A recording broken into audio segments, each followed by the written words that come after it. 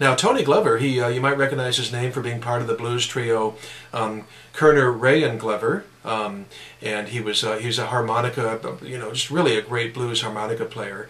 And Dylan had met him, by the way, 1 year earlier. I used to think Glover was a childhood friend of Dylan's, but actually Dylan met him in Minnesota music circles, probably Minneapolis music circles, only a year before this gig happened. But Tony was a blues harp master from Minneapolis, and he went on to write. He also became a journalist. He wrote for Rolling Stone and Cream magazine and Crawdaddy and all that. So anyway, I made a play through the book author Glenn and bought the poster from Tony Glover, and so it's got Wonderful Providence. And Tony wrote me a nice letter of Providence as well. Here it is, nice, letter of Providence. Again, this dates from the mid-90s, and I'm just real quickly going to read you what Tony said because it's so pertinent to the piece. This is to verify that the John Lee Hooker Bob Dylan handbill was mailed to me from New York circa April 1961 in Minneapolis. The coffee stain was on it when it arrived. Yeah, it's pretty funny, this wild coffee stain. Normally that would take a piece from mint to, good or something, but it's a coffee shop and Dylan had it. Maybe that's Dylan's one cup of coffee, who knows. And as far as whether Tony sent this before, during, or after Dylan's gig, I think after is pretty unlikely, so it's probably either before or during the gig that Dylan mailed it to Tony Glover.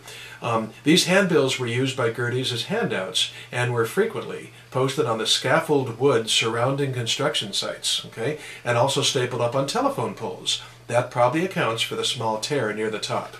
Sure, okay, that's got that. At the time, it was just, this is really funny what Tony writes. This is really great, because everything he stated so far is obvious, but this isn't. At the time, it was just another piece of paper to me, which accounts for my jotting on the back.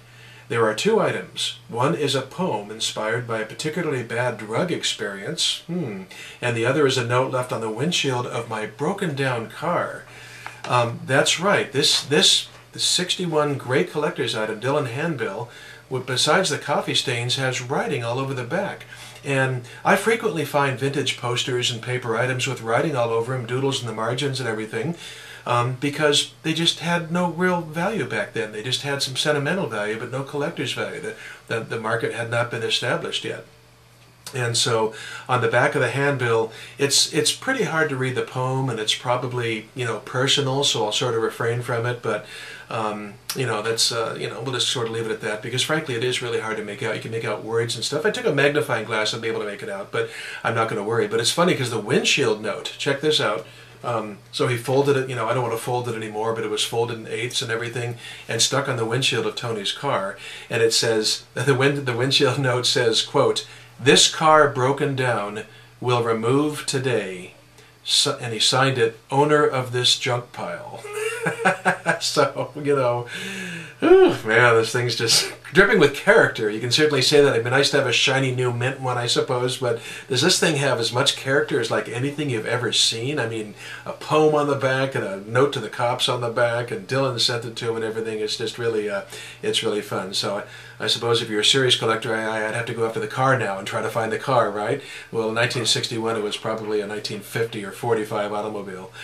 So 7 years later, I loaned this to the EMP Seattle, Experience Music Project in Seattle, for their Bob Dylan's American Journey 1956 to 1966 Traveling Museum exhibit, which is wild.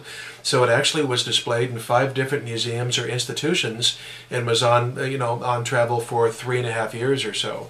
And here's actually took a photo, see if I can pull this off, of this very handbill on display on the grid there with 3 other Dylan collector's items there, and it's on the upper whichever corner that is. It's awful hard to tell when you're doing things backwards.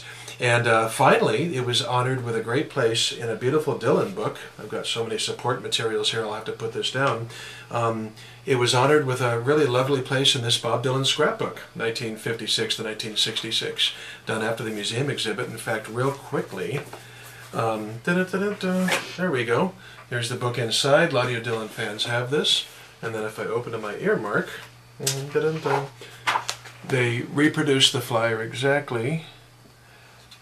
Let's see, there we go. See, there's a pullout. Obviously, it can never be mistaken for the original. It's smaller, it's glossy, and all that stuff. But there is my coffee-stained Bob Dylan Gerdes Folk City flyer. So that's really pretty fun.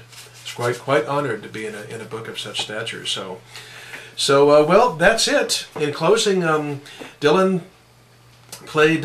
You know, I often thought of Dylan in '61, '62.